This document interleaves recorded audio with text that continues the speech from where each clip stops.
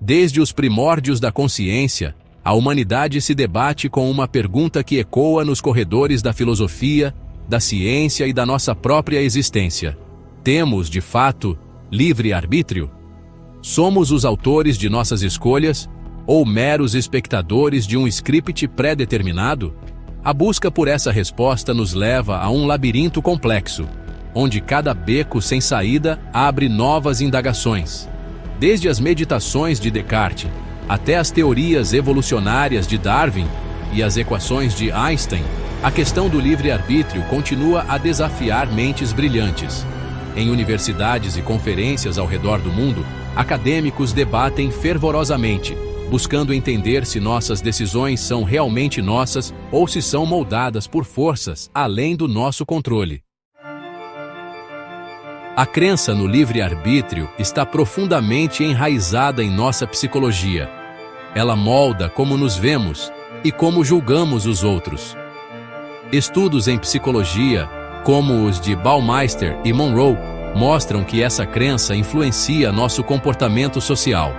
Imagine um mundo sem essa crença.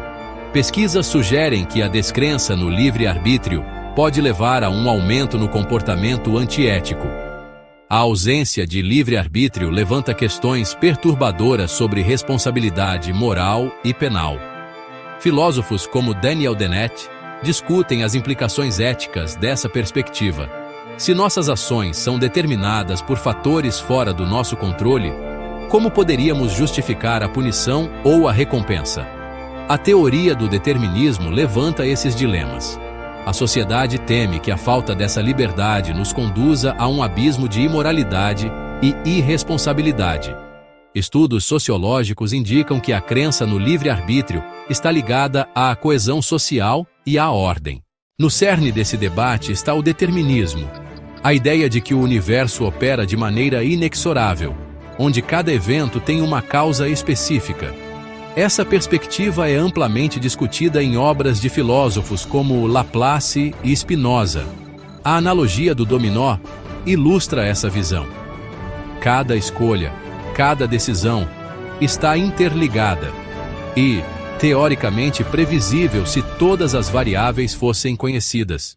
Estudos em neurociência, como os de Benjamin Libet, sugerem que nossas decisões podem ser determinadas antes mesmo de estarmos conscientes delas. A própria espinha dorsal do determinismo reside na concepção de que, se pudéssemos mapear cada átomo, poderíamos prever o futuro. Isso é explorado em teorias físicas, como a mecânica clássica de Newton e a teoria do caos. Cientistas e filósofos têm se dedicado a desvendar esse enigma, desde os tempos de Aristóteles até os avanços modernos.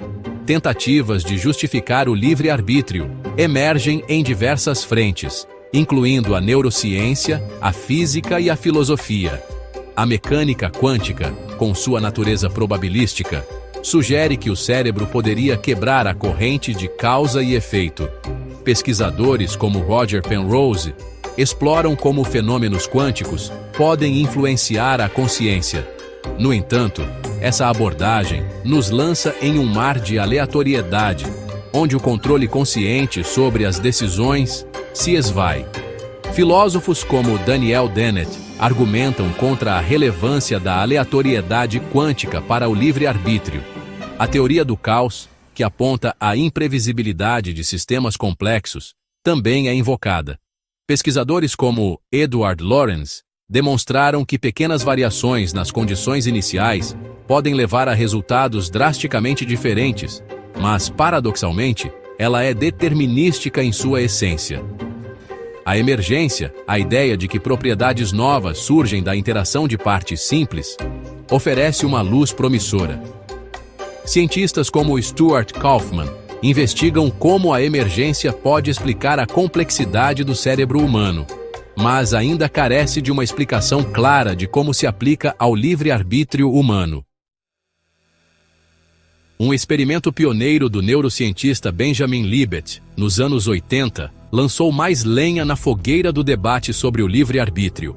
Os participantes eram convidados a escolher entre 2 botões em um cenário controlado, enquanto sua atividade cerebral era monitorada usando eletroencefalografia, EEG. Os resultados foram surpreendentes. A atividade cerebral que indicava a decisão de mover os dedos ocorria cerca de 200 milissegundos antes que os participantes tivessem consciência dessa decisão, sugerindo que o cérebro toma decisões antes de nossa percepção consciente. Essa descoberta sugere que há uma preparação inconsciente antes da consciência da intenção. Filósofos como Daniel Wegner e neurocientistas como Benjamin Libet argumentam que a consciência pode não ser a autora da decisão, mas apenas a observadora de um ato já consumado pelo cérebro. A sensação de escolha, então, seria uma ilusão? Estudos como os de Libet, que mediram o potencial de prontidão, reforçam essa perspectiva. A interpretação do experimento de Libet divide opiniões. Alguns veem nele a negação do livre-arbítrio, argumentando que nossas decisões são totalmente determinadas por processos inconscientes.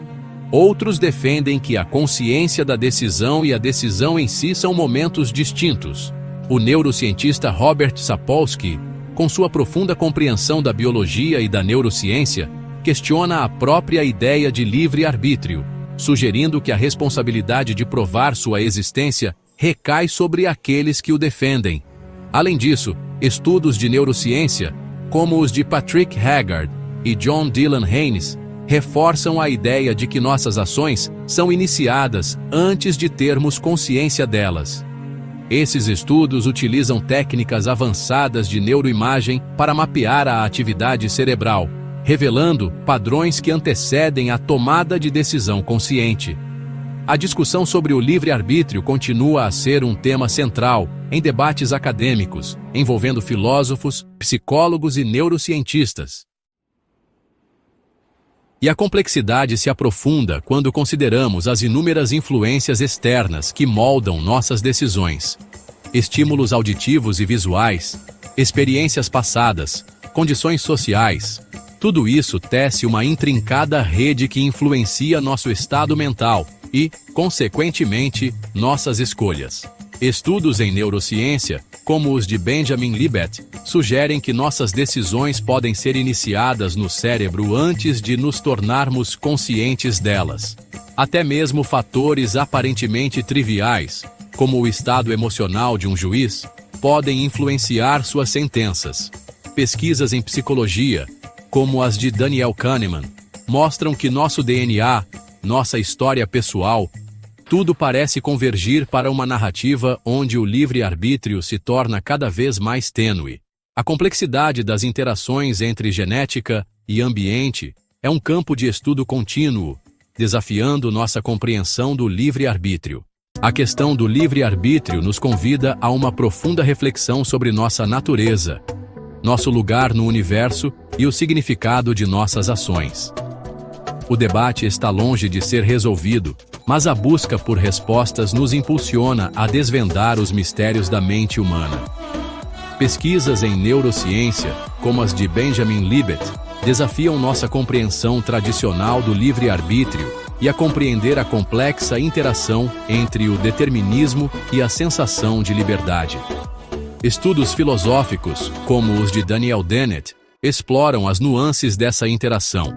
Afinal, no grande teatro da existência, somos atores ou marionetes? A resposta, talvez, continue a escapar-nos, mas a jornada em busca dela é o que nos torna humanos. A contínua investigação acadêmica e científica é essencial para avançarmos nessa compreensão.